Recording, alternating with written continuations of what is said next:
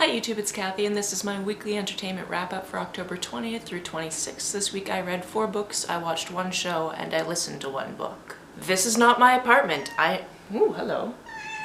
Would you like to come on camera? Or are you just gonna scream from the sidelines? This is not my apartment. I am pet sitting while my friend is away. There are 2 cats. I wonder if either one of them will come on camera or if they'll just randomly scream at me from off camera. We'll find out. First book I finished this week was 6 of Crows by Leigh Bardugo. Yes, this was the first time I ever read it. I was incredibly behind on this awesome book that I thoroughly enjoyed. All I knew going into this book is everybody loved it and it was a heist story, and that was enough to sell me, honestly. It just took me a while to get around to reading it. What I didn't know going into it is this is fantasy. There are some great magic elements to this that were really intriguing, and then also there is a found family element to it that I'm very much enjoying, and I can't wait to read the second book. Fortunately, I won the second book in a giveaway done by my friend R, so I have it. I just need to actually pick it up and read it. What I particularly... Ooh, hello Jenny.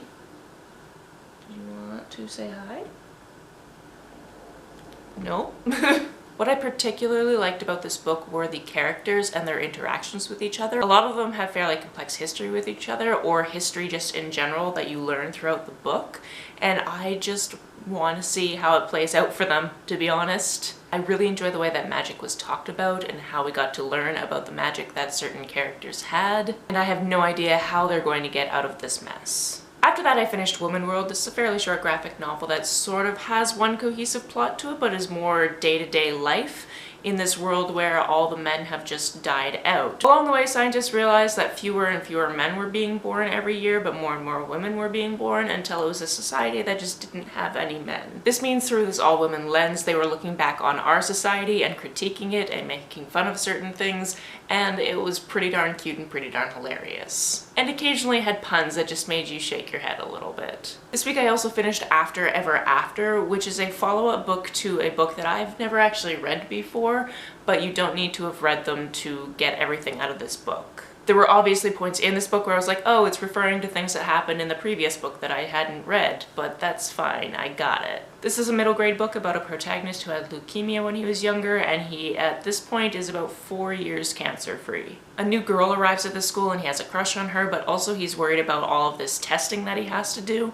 Apparently the state that he's living in has decided that everybody in certain grades needs to pass these certain tests that are outside of the usual curriculum to be able to pass the year in general, and that's not something he is confident he'll be able to do with his math, mostly because the effects of his treatment from when he had leukemia make it difficult for him to do math. This talks a lot about ableism and the things that sometimes people say when they think they're being helpful, but really they're being terrible. And I'm really glad I picked it up for the Disability Readathon. In fact, 6 of Crows was also picked up for the Disability Readathon, and the audiobook I'll be talking about was also for the Disability Readathon. Speaking of the Disability Readathon, which is the readathon I've been doing all month here, the co-host of the Disability Readathon is also our co-host for the next round of the Queer Lit Readathon, so if you missed my announcement, I will link that in places for you. Final physical book I read was Notes from a Public Typewriter. I picked this up because it came across my return desk at the library and I went, I think I need to read this. Mostly because right now I have a second job, and at that second job we have public typewriters that we actually lend out to people to write letters on. It was this beautiful moment of both of my jobs coming together.